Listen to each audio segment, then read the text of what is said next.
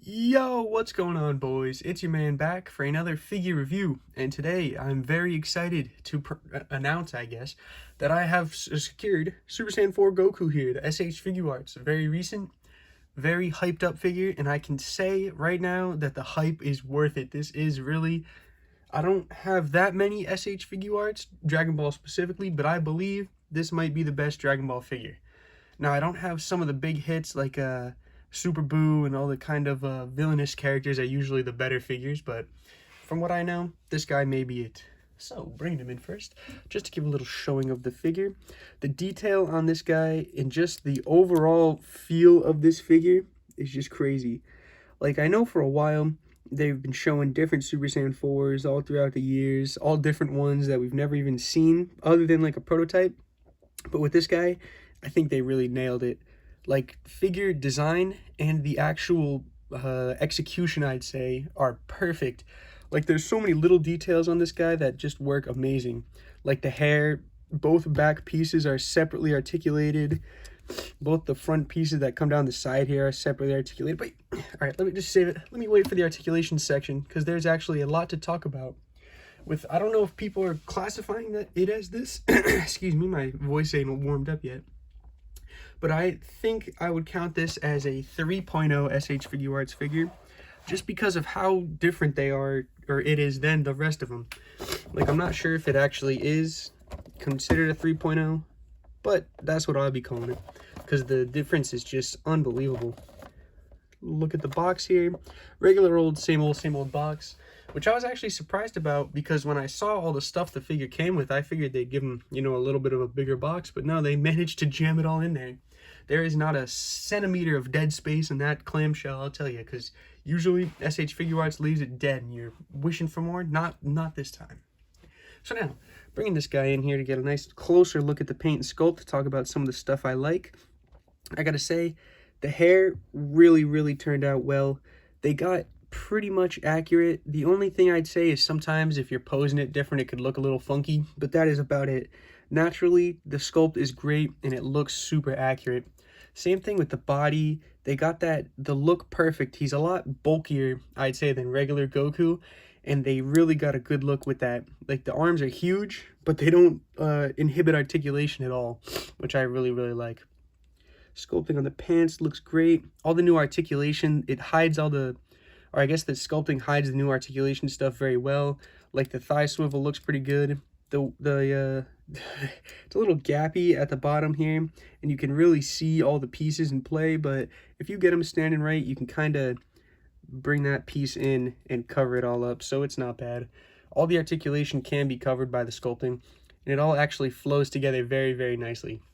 Like, the hair doesn't get in the way when you're moving him. The arms aren't too big. The chest works beautifully. These butterfly joints are just incredible. And it's just one of those things where you wait so long for a figure, and usually the longer you wait, the worse it means. Like, usually the longer you have to wait, the worse the figure turns out, but not with this case. This guy is beautiful. That actually just reminded me of Mezco Ghost Rider. For all the Ghost Rider fans, he might come out next month. I don't know. I've been waiting like 3 years for this man. Maybe we'll finally get him. But now, moving over to articulation on this guy, and this is where it really starts to get good. So at the head here, we have the usual head articulation, the ball joint with the neck. But what they did, disassembling the face here, ooh, well, it worked. You can see there's actually a little bit of a ball peg in the face, and it plugs into the back of the plate over here. And it actually makes it so that when you're moving him, his face can actually move with the head without it just popping right off, which is something they've been needing to do for so long, and they finally figured it out, and it works perfectly. Like, if I stick his face back on, if I were to look completely down with him, the face will move with the head, and it won't just pop right off, and it'll still hold the pose, which if you bring him back up, it'll look a little weird, but if you just push everything back together, it looks perfect, which this was finally a great thing, because I know Super Saiyan Gotenks had a really bad problem with that, and a majority of the time, all the figures with movable faces, if you try to look down, the faceplate just pops right off. And the good part too, with this guy, it would be even worse because of the amount of hair he has, but the hair is like I think it's a ball joint here at the front too, and then this one on the back, it looks like just the regular like hand joint with the hinge and the rotation. And the hair is really a big part because his head is kind of loose. But if you get him in a pose you like, you can just bring the hair in and kind of have it hold the head in place so that you have no issues whatsoever. So now, moving on to the regular articulation, there's a beautiful butterfly joint at the shoulder here. The shoulder goes up, not too bad. You can see he's so big, it's a little bit inhibited, but that's just not really a problem. If I can get the tail out of here. The shoulder goes all the way around. Nice smooth articulation on literally everything here. Nice bicep swivel, double jointed elbows that work great. You can really see the huge guns he's repping right there. At the wrist, there's the same old swivel with the hinge, where if you want to move it, you gotta kind of crank it around, and then you can get your up and down, your left and right. At the coming over to the chest, I'd say here, he has articulation at here and here. And what they did was they made it so, if you can kind of see in there, it's almost hollow. Like the second the body connects to the peg, there's nothing else. So you get really good articulation out of that part. But sadly, the top chest piece doesn't articulate that much, so you're really only getting out of the bottom part, the waist articulation, which it makes up for it, because at this point, if you were articulating it a lot, his abs or whatever would get scuffed up. So just keep an eye out for that, and be easy when you're doing it, because skin tone is a really easy thing to scuff, and it really sucks when you do. So moving around to the back side here, looking at the tail is on the same as the wrist, just a nice hinge. It swivels, and you can obviously move it all around. You can get quite good articulation with the tail, and I think that helps because there is only this version of the tail. There's no straight tail, no different one. So this one, it kind of fits for everything, and you can get a majority of the poses you'd want because it's so well articulated. Now, going around to the front here, let me fix his pose just a little bit. At the hips, very good articulation. The legs kick forward super far. They go back, well, not that good at all. I never tried going back. He's too thick to go back. At the legs here, the thighs going out were quite tight on mine, so just be careful about it. But they work super good. And I gotta say, I've been hearing a lot of issues with QC on this guy, and I haven't had really a single problem. Like, I see people getting multiple different, or the wrong face. They'll have the same face 3 times. They'll be missing parts, and I haven't had a single issue at all with mine. So just be careful, and if you get lucky, you'll have no issues with the figure whatsoever. So, nice thigh swivel up here. I really like the way this looks. It kind of makes it hidden more, because I usually don't like thigh cuts the way they look, because they'll get a little gappy, but no problem here. Nice double jointed knee. This one again was a little tight on mine. Just be careful when you're doing it. It works beautifully. It actually looks pretty good, not too bad. I feel like they went more for a figurized look with the knee, which is pretty good. I like the all sculpting all the way up because it makes it looks a little better, because obviously there's still the kneecap right here, but at least there's sculpting on the rest of it so it doesn't stick out as bad. Straighten out the leg. Going to the ankle here. I actually really do like what they did with the ankle on this guy. It's a peg coming down and then going into the foot, again, like figurized. So you can get rotation out of it. It's a little tight on this side, but you get some nice rotation out of it. It can go forward and back, and you even get your nice, little bit of pivot. Let's go. Then, of course, like usual, SH Figuarts, got a nice little toe joint going on. Usual articulation at the feet. But with all this articulation together, that works so smooth, mixed with the great sculpt and paint on this guy, it really is just an amazing figure. And I feel like, again, it is my favorite SH Figuarts 100%. It could just be because I'm a big Dragon Ball GT fan. I really do like GT. And I think Super 17 and all the rest of the GT characters do need SH Figuarts, because they're such cool designs, and even though people hate them, it's obvious they'll sell, so there's no reason you can say that. So now, moving over to accessories, we'll just start right off the bat with some faces. You can see he comes with this kind of just serious generic fighting face, just a usual standing there face if he's not doing anything. Next he has this, I'd say, charging Kamehameha looking to the side face, and all the faces have the peg in the back. And right off the bat, they're a little tight to get on, but if you just give them that force, you push it on straight and at the forehead, not at anything else, because you don't want to scuff it or break it, you'll have no problems. Then after the first time, it's really easy to get them on and off. Next, he has this smirking face, and this is actually the one I've been seeing a lot of people have problems with. It either doesn't come with this one, or the eyes will be messed up, or the face is all weird. And I'm happy I got quite lucky with it. Mine came beautifully. Ooh, sorry about that. Here we have the screaming face.